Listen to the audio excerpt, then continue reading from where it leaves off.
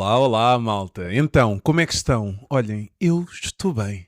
Estou aqui a aproveitar este sol português. Sim, que eu estou em Portugal. Vim aqui passar uns diazitos e que maravilha. E o que é que isso interessa? Não se interessa nada, mas é para saberem que eu estou aqui neste calorzinho saboroso e não há nada melhor do que a nossa país, a nossa terra, a nossa região. E fantástico. Mal cheguei, fui logo ver um jogo de handball. Vejam só. Fiz cerca de 6 horas de viagem e o meu primeiro objetivo foi: olha, já que há aqui um joguinho de handball, vou ver um jogo de handball. Para ver amigos, para ver pessoas, para ver malta conhecida e ver o jogo em si. Eu, em Espanha, o que é que me aconteceu? Para partilhar um pouco aqui convosco. Não é que vos interesse muito, mas pronto. É uma excelente ideia, pelo menos naquilo que eu vejo, de campeonato. Nós, no início da época, nos cadetes, ou seja, sub-16, não nos apurámos para a Liga de Ouro, então ficámos na Liga de Prata. Liga de Ouro são os 12 melhores da Galiza. Então o que é que aconteceu? Nós ficámos na Liga de Prata. E agora fomos campeões da Liga de Prata. O que é que o campeão da Liga de Prata tem? Dá acesso a jogar com o quinto ou sexto lugar, agora estou em dúvidas, da Liga de Ouro. É um jogo a eliminar. E depois, quem ganhar esse jogo vai para uma Final Four, perdão, vai para uma Final Four para decidir quem vai ao Campeonato de Espanha. Ou seja, é uma boa ideia para aquelas equipas que evoluem ao longo da época, porque sinceramente, no início da época, nem todas as equipas estão no seu melhor e não concordo com este modelo, mas gosto desta parte de incluir a malta que ficou numa divisão abaixo, que teve outro tipo de jogos, que teve outro tipo de desenvolvimento. Gostei bastante da ideia. Bom, mas vocês não estão aqui para me ouvir, estamos aqui todos para ouvir o André Sousa. Eu não conheço ninguém que não goste do André. Ele é, sem dúvida, uma excelente pessoa e, além disso, um excelente jogador. No episódio de hoje, ele vai partilhar connosco as suas experiências e ele é muito boa onda. Senhores e senhoras, fiquem neste episódio do Handball Summit com o André Sousa. Olha, como é que vieste parar ao handball? Assim, eu tinha um primo que jogava no clube da minha cidade, o Sporting Clube de Espinho. Lembro-me do ir ver algumas vezes. Pá, e após experimentar o futebol, ver que não tinha assim tanto jeito, acabei por experimentar e desde o início gostei e soube que queria continuar. Uhum. E depois mantiveste sempre pelo Espinho? Como é que foi depois a tua formação? Não, eu na verdade, na minha curta carreira, que eu ainda sou novo, já acabei por jogar em vários clubes e na formação o Espinho foi o clube onde tive mais tempo, salvo erro, 4 anos. Olha, deixa-me partilhar. Sabe, eu estava aqui a apontar os clubes onde tu já estiveste. Eu de repente estava aqui a fazer uma lista bastante grande.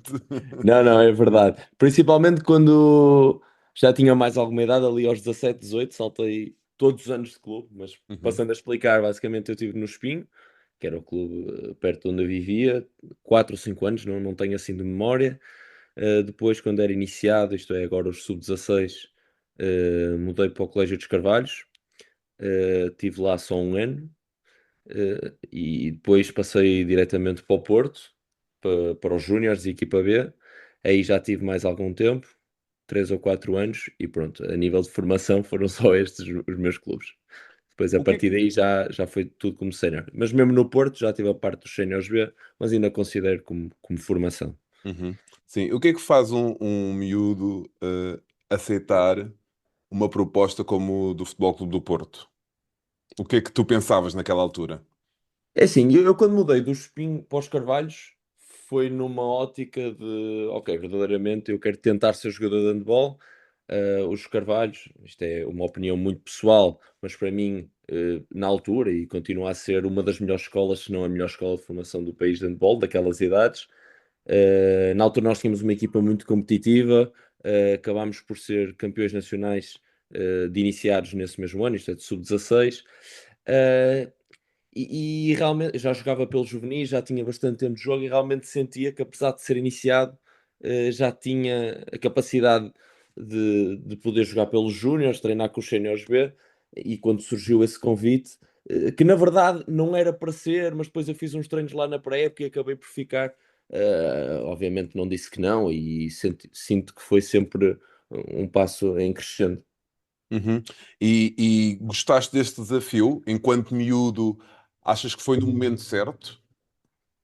Sim, acho que sim. Sinceramente, não é que não fosse continuar a aprender, continuando nos Carvalhos, acho que ia aprender muito, ia-me estabelecer a jogar contra os da minha idade, mas acho que esta oportunidade que tive sempre de jogar contra os mais velhos, e neste caso sempre bastante mais velhos, dois escalões acima, ou até mesmo três, com os séniores B, hum, foi uma oportunidade de evolução, de não ser sempre, com muitas aspas aqui, um dos melhores e de ter que lutar para poder ser um dos melhores contra essas pessoas mais velhas, que obviamente fisicamente e tudo estavam mais avançadas.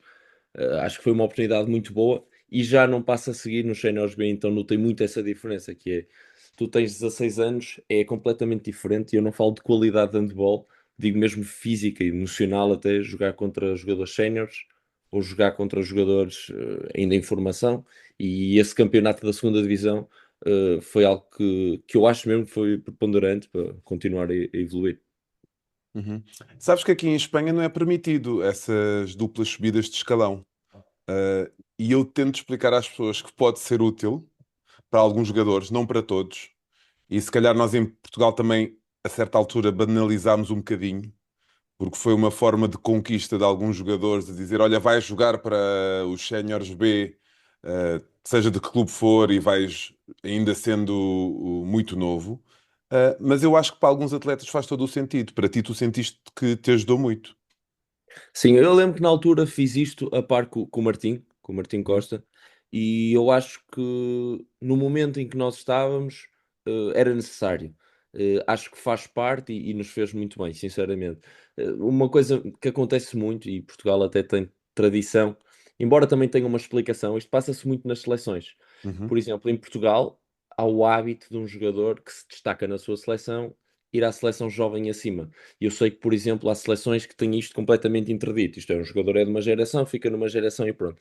Claro que isto a nós explica-se pelo facto da nossa base não ser tão grande, por exemplo, como Espanha, Alemanha, etc. Mas mais uma vez aí nas seleções, e eu que também passei por isso, de estar primeiro com a seleção a geração acima da minha e depois com a minha, sinto que foi importante experienciar desde já o que é um europeu, o que é um mundial. Neste caso, eu joguei mundial com a geração acima, e depois trazer alguma experiência, alguma maturidade, chamemos assim, para a minha geração, e poder passar, não é conhecimento, mas é essa tranquilidade de estar na competição.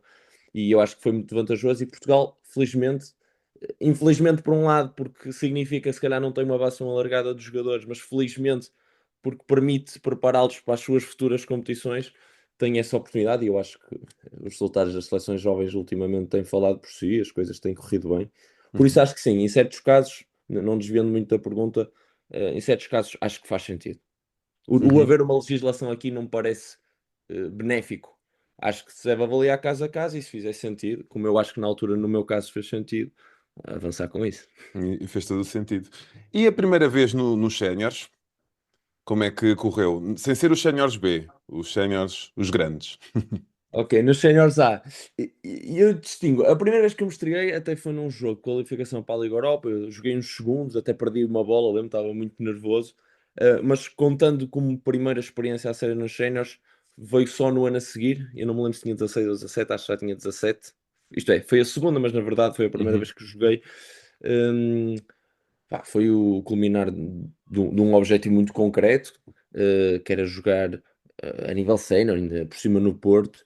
Foi um motivo de orgulho muito grande, e de repente poder estar ali, já tinha algum destaque na equipa B, as coisas estavam a correr bem, e ter essa oportunidade de jogar no Porto, que estava a começar o seu projeto com o Magnus, foi muito interessante, e até me lembro que o jogo correu bem, foi uma experiência. Foi contra quem? E eu acho que Lembras-te? foi contra o Horta ou contra o Vitória de Sul, não tenho a certeza absoluta. Acho que foi contra o Horta na altura. E aquela bola que perdeste, que estavas a dizer, que tiveste lá uns segundos, os Esse lembro-me do nervos. clube. Esse lembro-me Uhum. do clube. Potai Saturda. Esses nervos, claro que fazem todo o sentido e são normais, mas o que é que tu farias ao dia de hoje? O que é que tu dirias ao André dessa altura? É assim, a situação foi assim: eu entrei a faltar 20 segundos, estava com a bola, e eu não sei se eles repararam que eu era mais jovem ou algo do género, a central, marcaram os dois laterais em cima, nós tínhamos o jogo ganho por muito, estava super tranquilo, e eu pus o drible, ia pôr o drible, a bola ali atrapalhei-me um pouco, a bola bate no joelho e foge. Hoje em dia, obviamente, com mais alguma maturidade, a faltar 10 segundos para o fim, tinha controlado o ataque, feito se calhar outro tipo de coisas, mas não é algo que me arrependa de todo, nem tenho uma má memória, pelo contrário, até acho uma Uhum. memória engraçada de ter agora. Mas sim, obviamente, agora é fácil falar, mas na altura, lá está aquilo que eu disse, o combinar de um objetivo grande, obviamente tinha alguma pressão posta exclusivamente por mim, atenção, Exatamente. mas pronto, acontece. Sim, isso acontece de várias formas, não é? Eu às vezes até brinco quando assisto a algumas estreias, deixa ver de que forma é que ele vai perder a bola, né? Deixa Sim, ver de sim, que sim. forma é que... São raras as exceções onde acontece o contrário. E depois tu foste emprestado algumas vezes, não é? Como é que foi a primeira vez que te disseram que tu ias ser emprestado? Como é que sentiste enquanto atleta, nesse momento? Sim, eu vi, eu fui emprestado várias vezes para três clubes diferentes. O primeiro foi ao Gaia e lá está. Eu comecei a época na equipa B, tive a oportunidade de fazer três ou quatro jogos, salvo foram quatro pela equipa principal.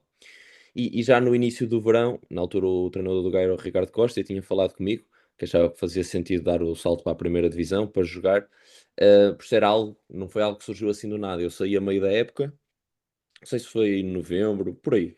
Hum, mas sabia que estava pronto para dar esse passo, embora do meu lado não me fosse fácil naquele momento desapegar do Porto, etc, etc. Mas foi um passo que dei naturalmente, porque sentia que já precisava de jogar na primeira divisão com frequência. Entretanto, foi o ano do Covid, não consegui fazer muitos jogos, mas os que fiz correram francamente bem. As coisas, joguei bastante tempo, tive a sorte de terem apostado em mim e com 18, 17, fiz 18 nessa altura, 17 para 18, me terem deixado errar, também ter coisas boas. Isto é, tive sempre a sorte de, quando era muito jovem, nesses sucessivos empréstimos, de jogar muito.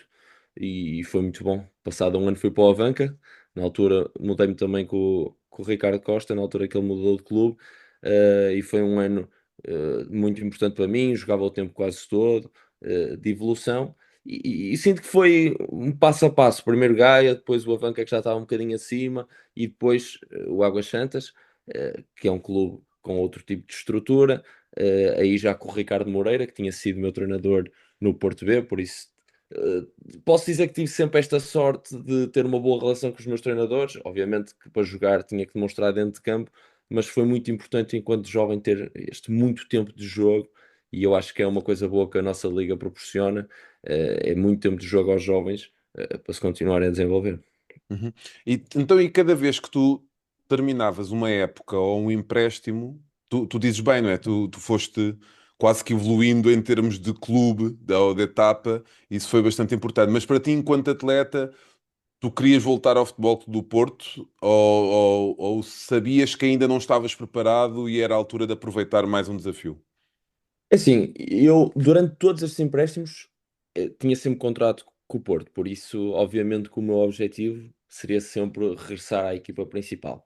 Eh, Ao início não estava pronto, quando mudei para o Gaia, sem dúvida nenhuma. Depois lá está, o meu objetivo foi sempre tentar aproximar-me aos poucos do nível do Porto. No último ano do Avanca para o Águas Santas, mentalmente podia pensar que já estava pronto, mas agora que faço uma introspeção, se calhar não. E acho que me fez bem fazer esse salto, pouco a pouco, pouco a pouco. E como disse, foi o aumentar das responsabilidades. No Gaia, se calhar, jogávamos para não descer divisão, no Avanca, um bocadinho acima, no Águas Santas, para ir à Europa. Foi bom perceber. Eu creio que passei por todas as etapas já do handball português, desde jogar na segunda divisão, há algum tempo, jogar numa equipa que luta mais pela manutenção, uma equipa ali pelo escalão intermédio, uma equipa mais pela Europa e depois no Porto, que luta para ser campeão. Foi bom ter todas estas realidades e em crescendo. Porque, por exemplo, eu acho que se tivesse saído do Porto B diretamente para Águas Santas, não é que as coisas não tivessem corrido bem, podiam ter corrido bem, mas foi bom estabelecer, e quando chegava a uma equipa já chegava com algumas provas dadas no outro clube anterior que me permitiam sempre integrar melhor e desenvolver-me dessa forma. E quando foste emprestado ao ABC, como é que correu? Pronto, isso foi um empréstimo, uma situação completamente diferente das outras, não é? Eu, nos outros empréstimos, a ideia foi sair para me desenvolver enquanto jogador para poder regressar. A questão do empréstimo ao ABC foi um pouco diferente. Foi eh, a questão de eu poder voltar a ter tempo de jogo, voltar a sentir-me bastante relevante numa equipa importante e creio que foi muito importante para mim. Eu vim de uma segunda época no Porto que rompi o isquiotibial 2 vezes, não joguei muito na segunda parte da época, até comecei a pré-época no Porto, mas acho que acabou por ser uma decisão acertada, ter sido emprestado. Voltei a ganhar confiança, fazer muitos golos, muitas assistências, e foi bom recuperar um bocadinho essa sensação de ser importante, de estar lá, de contarem comigo. Atenção, não digo nada, não é que no Porto não contassem, não era isso que eu estava a dizer, mas voltar a ganhar esse papel de destaque numa equipa foi importante. Uhum. E tu sentes que esse papel de ter emprestado mais uma vez, uh, não era positivo ou era positivo? Eu não quero ser polémico nisso, porque o objetivo aqui é até dar o exemplo a atletas que estão a passar pelo mesmo e que às vezes têm que, como tu disseste, é um empréstimo diferente, não é? Se um era para tu cresceres, o outro era para tu teres tempo de jogo, não é? Mas tu, enquanto atleta, sentias-te que te estavas a retrair? Ou percebeste qual o objetivo claramente e também sentias essa necessidade? Sim, há aqui dois pontos. Um é o que eu senti à data, outro é o que eu sinto agora. Boa, boa. Eu à data sabia que ia ser bom para mim, mas obviamente passar, com todo o respeito pelo ABC, mas passar do Porto, a equipa que é o Porto para o ABC, que é uma excelente equipa também, tu sentes se calhar que podes estar a dar um pequeno passo atrás. Ao mesmo tempo, eu tinha noção que talvez fosse importante dar esse passo atrás, dei esse passo atrás e acho hoje em dia que foi a decisão acertada, e que se calhar me permitiu continuar a desenvolver-me e se calhar estar 3 anos sem jogar tanto ou sem ter um papel mais de destaque ou de preponderância, como queiras chamar, hum, foi bom voltar a sentir essa chama de estar numa equipa e fui muito bem integrado. Foi um ano bastante bom, fiz bastantes amigos, já os tinha também. Foi um ano diferente com o qual eu não contava, digamos, na minha trajetória barra planeamento de carreira, mas que olho com muitos bons olhos e foi um clube que me recebeu muito bem e que acho que me ajudou agora para o futuro. Uhum.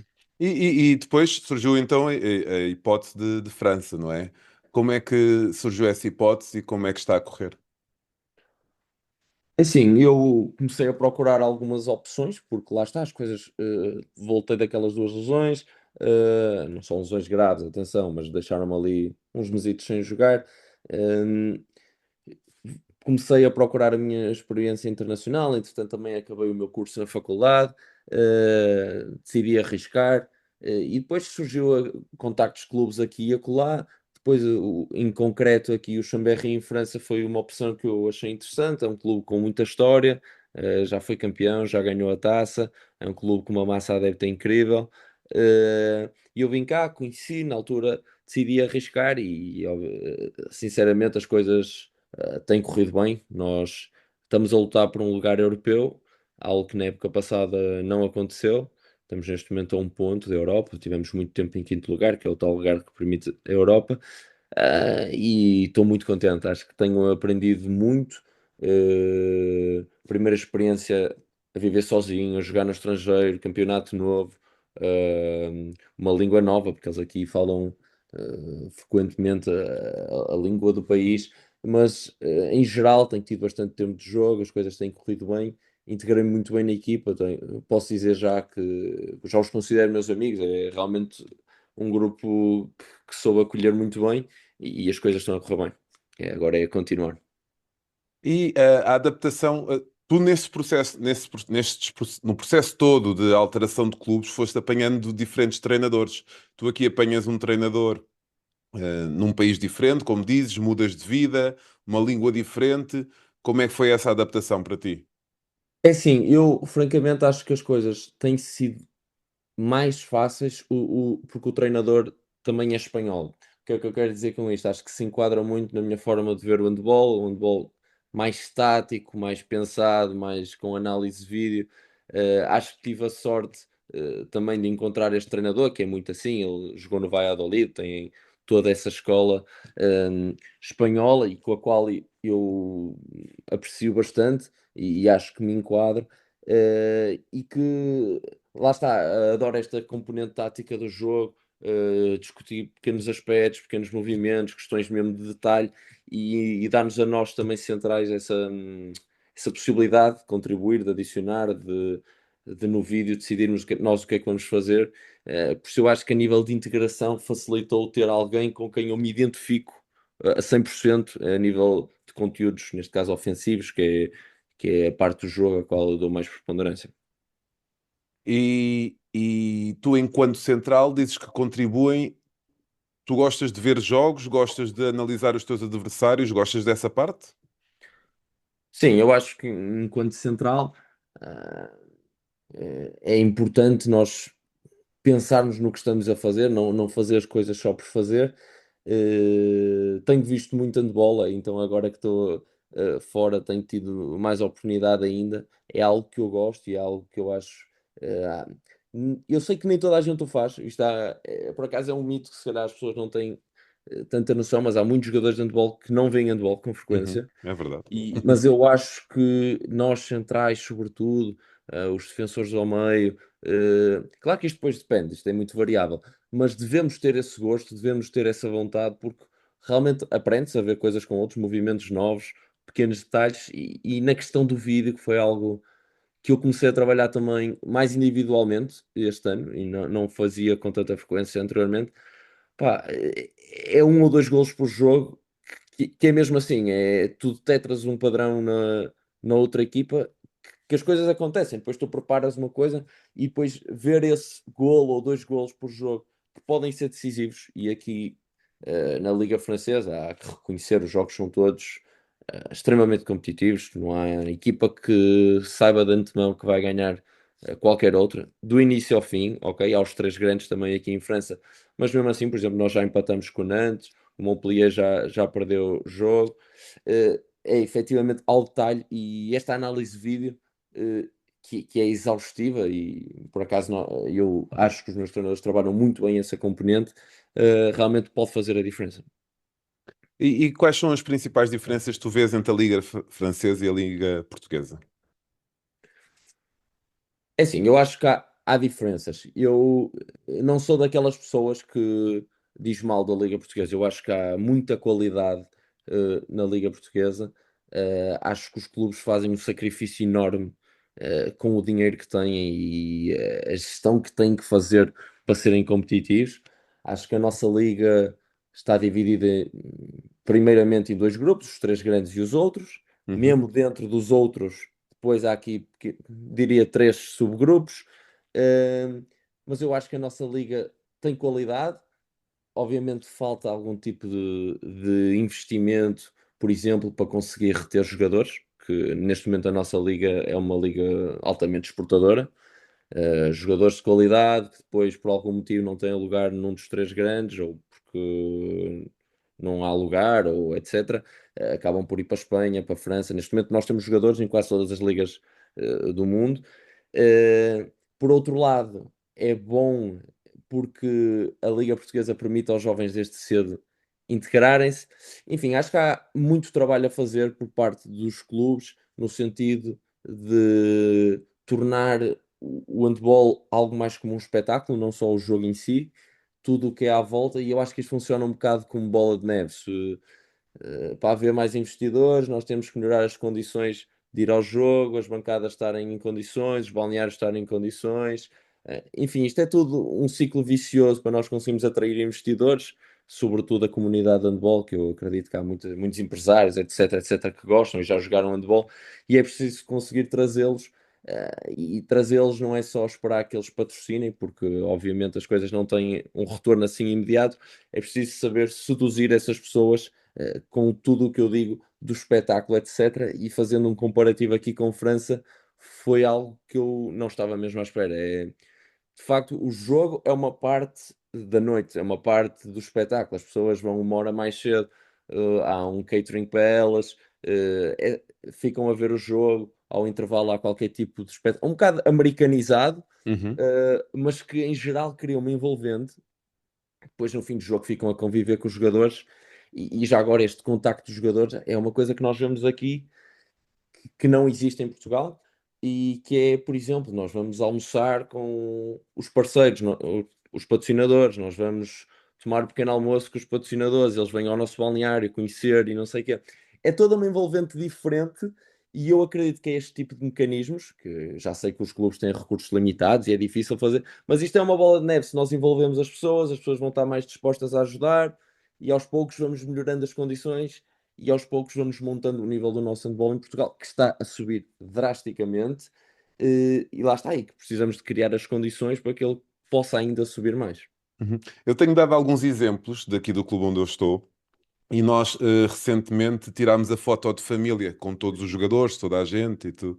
E convidámos, nós, enquanto clube, convidámos os parceiros para virem nesse dia, seja, ver a dimensão do clube, não é? Daquela malta toda a tirar foto, e depois tirámos uma foto com todos os parceiros, ou seja, cada escalão tem um patrocinador, um parceiro, então tirámos uma foto com essa pessoa, ou seja, isso é uma coisa que é fácil, é simples, não é? E que se calhar toda a gente, todos os clubes portugueses podem, é isso que estavas a dizer, envolver os patrocinadores e os parceiros nestas pequenas Sim, coisas. o que eu quis dizer é, por exemplo, vamos a uma empresa. A empresa tem um dono que tem um filho que joga handball, o dono é interessado no handball. Mas esperar só que ele nos patrocine em troca de um lugar numa camisola, parece-me pouco, sinceramente, parece-me pouco porque ele Hoje em não vai dia é ter esse pouco. retorno. Hoje em dia é pouco. Uhum. Se calhar, se nós o conseguimos fazer sentir-se importante naquilo que eu chamo a vida do clube, eh, conseguir. Pá, ele tem um jogador favorito, nós arranjamos numa camisola assinada. Este pequeno tipo de coisas, este pequeno cuidado para com os nossos adeptos, eu acho que tem mesmo o poder de fazer sentir-se as pessoas importantes e de quererem também elas próprias ajudar, contribuir, enfim, o que seja. Eu acho que vai mais para além do que um mero logotipo numa camisola ou colado no pavilhão. Acho que há coisas mais pessoais que permitem efetivamente atrair este tipo de investimento, que é o que o handball português, eu vou excluir os três grandes, todos os outros clubes necessitam, porque para reter os jogadores, para melhorar os pavilhões, balneários, todas as condições à volta, no fundo, é de dinheiro que se trata e de nós termos um bom produto para vender. Uhum. E tu falavas também na parte final, não é? Do convívio dos atletas com os sócios e adeptos. É a primeira vez, como é que foi? Quando soubeste que isso ia acontecer e quando aconteceu, como é que foi? É assim, eu na pré-época já tinham dito que isto é uma cidade, nós estamos em Chamberry, é uma cidade com 60 mil habitantes, não é uma cidade muito grande, nós somos minimamente reconhecidos na cidade, eh, e que há uma grande envolvência depois do jogo. Pá, as coisas acabaram por correr bem, o nosso primeiro jogo em casa foi com o Nantes, nós conseguimos empatar o jogo, e foi, para mim foi mesmo uma surpresa. O jogo terminou à noite, continuámos 3 ou 4 horas dentro do pavilhão, nas salas VIP que o pavilhão tem, com todos os adeptos, eles vêm falar contigo, pedem-te fotos, autógrafos, estás lá a tratá-los por tu, toda a gente vem se apresentar. Há de facto uma envolvente pessoal, quase uma pequena família dentro do clube, e foi algo que eu achei muito interessante. E depois pensei, ok, mas se calhar isto só se passa aqui, mas não. De facto, quando vamos jogar fora, é um bocado uma réplica do que se passa aqui. Todos os clubes, à sua maneira, têm os seus dinamismos. Após o jogo, as suas salas VIP, toda a gente vai para lá, toda a gente convive. E também já agora um ponto, mesmo entre equipas. É muito curioso. eh, em Portugal toda a gente se dá muito bem, não é isso que eu estou a dizer. Mas também é curioso haver este convívio pós-jogo entre os jogadores, ficam todos a conversar. Mais uma vez digo, né, na tal sala VIP, etc. Há uma dinâmica interessante e que é bonito de se ver, eu acho. Uhum. Olha, vamos às seleções. Tu desde sempre fizeste parte das seleções, não é? Como é que foi a primeira vez que foste chamado? E a primeira vez que eu fui chamado foi para um torneio em Espanha, acho que foi em Escandibérico, com a minha geração. Uh, lembro que Foram 3 jogos, nós ganhamos os três, ganhamos o torneio. Foi uma. Lá está, ao mesmo tempo que tinha dito que jogar no Porto, na equipa sénior, foi concretizado um objetivo, de um sonho, até podemos dizer, na seleção nacional, e em aspas. E lembro perfeitamente de estar no túnel, ainda nervoso para entrar. Nessa vez correu tudo muito bem, não foi como na outra. Eh, mas esse foi mesmo o concretizado um sonho, e felizmente desde cedo tive essa oportunidade de jogar por Portugal várias vezes, e é algo que me orgulho muito. Sim, e tiveste momentos bastante bons e marcantes, não é? Qual é que foi aquele que tu achas que foi o mais marcante? Eu acho que o mais marcante foi quando ganhamos a medalha de prata, no europeu, e eu acho que ter sido disputado em Portugal, tornou-o ainda mais especial. Realmente, eu lembro de estar em Matosinhos e estar 4 mil pessoas dentro do pavilhão, foi um momento único. É sempre bom jogar por Portugal, amigável, competição, seja o que for. Jogar lá fora é muito bom, mas foi mesmo especial. Nós jogamos em casa. A onda de apoio numa seleção jovem não foi normal, não foi de todo normal, e nós sentimos isso. Foi pena não termos ganho o europeu, que acho que tínhamos condições para tal, mas foi de facto uma oportunidade única, e de todos os momentos da seleção, e há muitos bons, é esse que destaco mais. Sim. Eu estava lá e acho que estávamos todos nervosos, mas com aquela vontade de querer ganhar, o pavilhão exatamente completamente cheio. No final, pronto, ficámos todos bastante tristes, mas eu acho que foi um ponto importante para a nossa seleção. Esse momento em que um grupo de miúdos, um coletivo de pessoas, disse: Olha, nós somos capazes de lutar de igual para igual contra eles, não é? Contra os outros. Como é que foi estar por dentro desse grupo e como foi vivenciar esse momento? Sim, eu acho que foi um ponto importante. Portugal nas seleções jovens já não ganhava uma medalha há mesmo muito tempo, eu não lembro se foi 25 ou 30 anos, era algo deste género. E foi bom, nós já tinha estado lá perto. Nós fizemos o quarto lugar na Macedónia, no Mundial. A geração acima da minha também tinha feito um bom resultado em Espanha, em Tarragona, acho eu, salvo erro, o quarto lugar também. Nós já estávamos lá perto, mas efetivamente chegar a uma medalha, hum, foi o concretizado um objetivo, e também merecido pelo trabalho que a Federação, na minha opinião, tem feito nos últimos anos, a nível de treinadores, de condições de trabalho. Eu sinto que as condições de trabalho, desde que eu entrei para a seleção, e as condições de trabalho que temos neste momento, são exponencialmente melhores, não tem mesmo nada a ver. E depois lá está, os resultados vêm-se. Nós conseguimos uma primeira medalha, entretanto, a geração mais nova já conseguiu 2 medalhas a seguir a isso. Acho que a seleção sénior tem vindo a fazer resultados incríveis. O ano passado, o melhor resultado sempre no Mundial, este ano, o melhor resultado sempre no Europeu. A seleção conseguiu ir a uns Jogos Olímpicos, também que nunca tinha ido. De facto, tem-se batido alguns recordes, tem-se feito alguma história, e eu acho que é merecido também pelo trabalho que tem sido feito. Uhum. E como é ficar de fora destas chamadas? Eu acho que é algo normal. Obviamente que nós, enquanto. Não é que seja normal, mas nós temos que entender sempre como algo normal. Obviamente que queremos estar presentes, obviamente que achamos que temos capacidade para estar presentes, mas é preciso entender que o handball português, como eu disse, está a crescer. Há vários jogadores com qualidade, e que merecem também estar lá. E isso, quanto a nós, vamos fazer o nosso trabalho para depois um dia termos essa opção. Acho que temos que levar isso com naturalidade. Desta vez, no meu caso em específico, desta vez não foi a escolha, não foi estar presente, mas isso não tem que me deixar qualquer tipo de amargura. É continuar a trabalhar, continuar disponível para ir, como sempre, obviamente, e um dia há de chegar outra oportunidade. E tu, como é viver? Tu já viveste a seleção por dentro, não é? Principalmente nas partes jovens, ver colegas teus neste momento na seleção, como foi, por exemplo, viver este europeu, e vivenciar esses resultados, mas da parte de fora e num país estrangeiro. É assim, ver de fora é como faz-me lembrar quando era jovem, não é? Nós queremos sempre que Portugal ganhe, independentemente de quem lá está, obviamente, e fiquei muito contente por a seleção ter conseguido o melhor resultado de sempre. Como disseste, é gratificante ver muitos dos meus amigos que fiz ao longo do tempo com o handball, agora que a seleção se começa a renovar, a ganhar cada vez e cada vez mais destaque na seleção. É de facto um motivo de orgulho ter crescido com eles e vê-los a serem reconhecidos e a terem sucesso e a fazer história pelo nosso país. Sim, foi a primeira vez também, respondendo à pergunta, tanto fora a ver, é diferente. Relembro-me, o jogo com a França não correu tão bem e aqui houve algumas picardias na brincadeira da parte deles para comigo, mas ao fim e ao cabo Portugal acabou por ficar num lugar melhor que a França, por isso acabamos por levar a melhor. Lá está, tanto fora sentes um bocadinho mais esse nacionalismo, entre aspas, esse representar da bandeira mesmo não estando lá, e foi uma vivência diferente, mas como disse, muito contente pelo resultado e também por ver os meus colegas e que são amigos mesmo a serem bem-sucedidos. Boa. Sendo neste momento profissional de handball, como é que é o teu dia a dia? É assim, nós costumamos treinar, obviamente, todos os dias.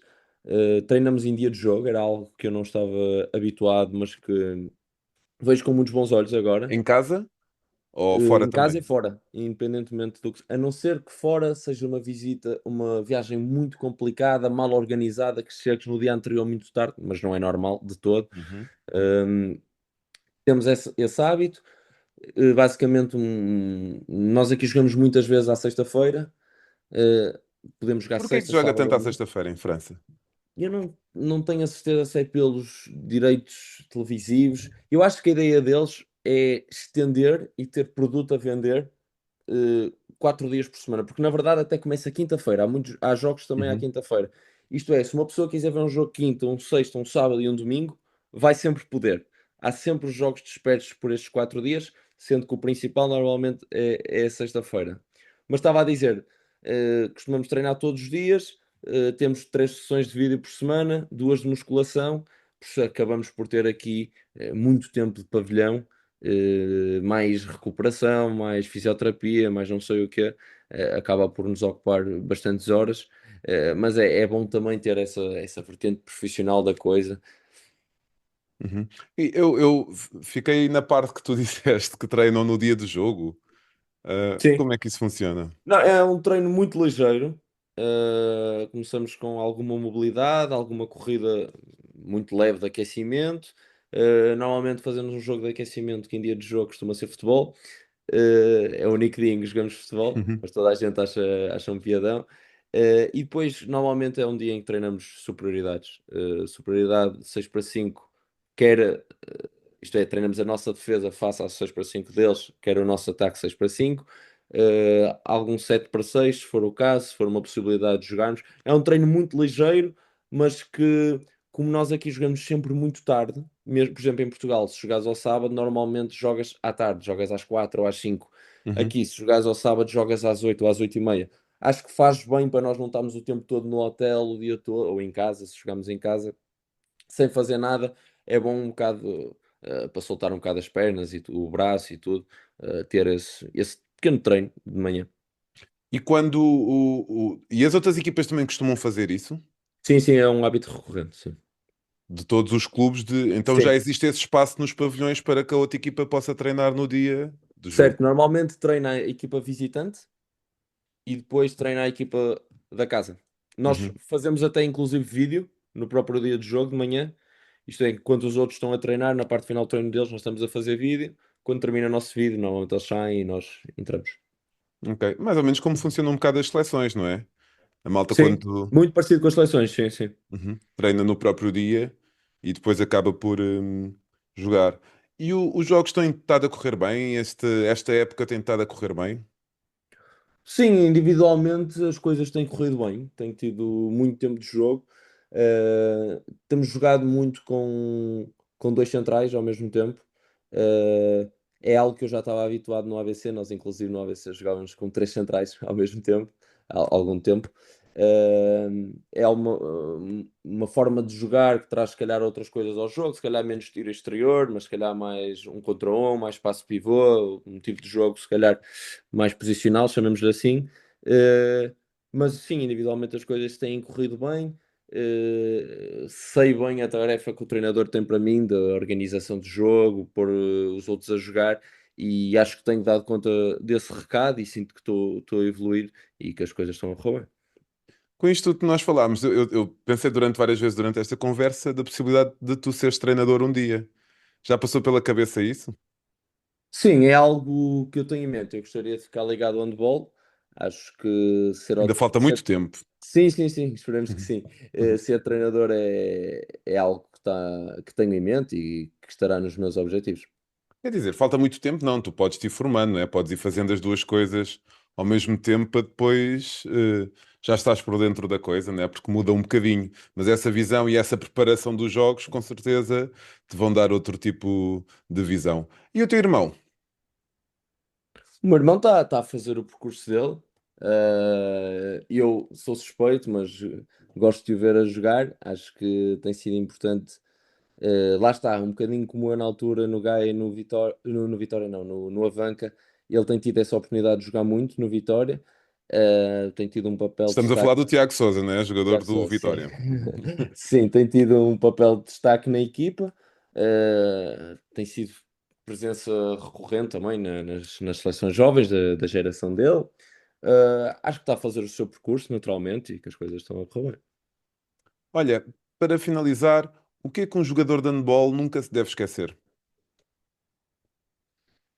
Bem, isso é uma pergunta difícil. Eu diria sobretudo de assim a um nível mais profissional, de se lembrar porque é que começou a jogar, joga porque gosta, não porque é uma profissão, e lá está, a tirar um bocadinho de prazer, de estar a jogar, tentar deixar para trás a questão dos resultados e tudo isso, porque ao fim e ao cabo foi por isso que nós começámos a jogar handball e decidimos continuar, porque gostamos e não é porque agora estamos a um nível superior, ou algo desse género que devemos deixar de perder esse desígnio, não é? Que é fazer algo que gostamos.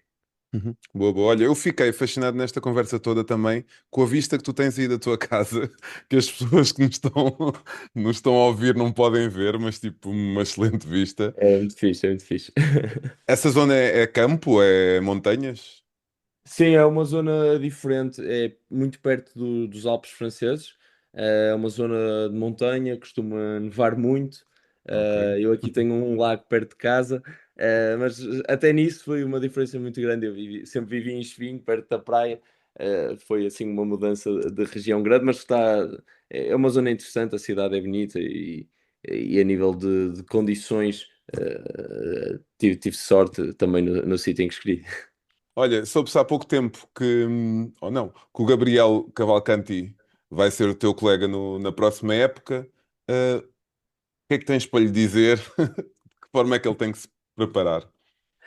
Não, eu já Uma tive a coisa oportunidade. importante. Já tive a oportunidade de falar com ele. Eu acho que ele está mais do que preparado, já joga numa grande equipa, vem jogar para outra excelente equipa também, para ser ele, para ser ele mesmo, para continuar com as suas qualidades. Acho que vai ser bom a questão do campeonato, ter, como digo, esses jogos duros todas as semanas. O Gabriel é um excelente jogador e estou muito contente por o ter cá, obviamente, e tenho a certeza que tudo vai correr bem aqui também. Uhum. Vocês estavam juntos, não é? No europeu que falávamos há pouco. Os dois Sim, sim, faziam sim. parte. Lá o europeu que ganhamos a medalha de prata, o Gabriel era dos mais novos, mas já estava presente nessa seleção. E sempre tivemos uma boa relação, fiquei muito contente quando soube que o clube contava com Boa, ele. boa, boa. André, muito obrigado por esta conversa. Gostei muito, desejar boa sorte para tudo e que tudo corra bem sempre. Muito obrigado, também agradecer pelo convite e desejar muito sucesso aqui ao podcast e obrigado pela iniciativa também. Boa, vamos nos vendo e cada vez que marcares um gol ficamos todos contentes, está bem? Combinado. Um Obrigado. abraço, tchau, Um tchau. abraço. Um abraço, Gal. É ou não é verdade que ficamos contentes quando o André marca golo?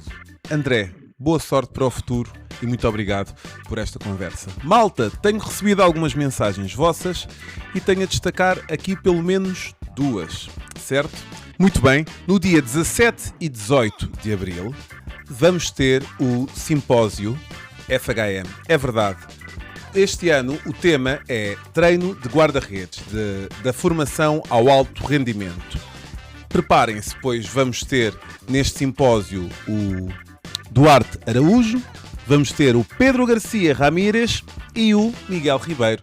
Bons nomes para um simpósio que vai se realizar de 17 a 18 de abril e que as inscrições já estão abertas. Também vamos ter um simpósio mais a norte, organizado pelo Gondomar Cultural, também nos enviaram aqui esta informação, 3 e 4 de abril, no auditório da Escola Infanta Dona Mafalda, em Rio Tinto. Podem ir ao Instagram destas organizações e podem se inscrever por lá. Contra mim, está tudo. Por esta semana está tudo. Eu acho que vou chamar o Cláudio para falarmos do que se passa no handball português. Na próxima semana voltamos com mais um episódio. Muito obrigado pela vossa audiência e pelas partilhas de histórias que vamos tendo e pela partilha também do programa. Até lá, fiquem bem. Até para a semana.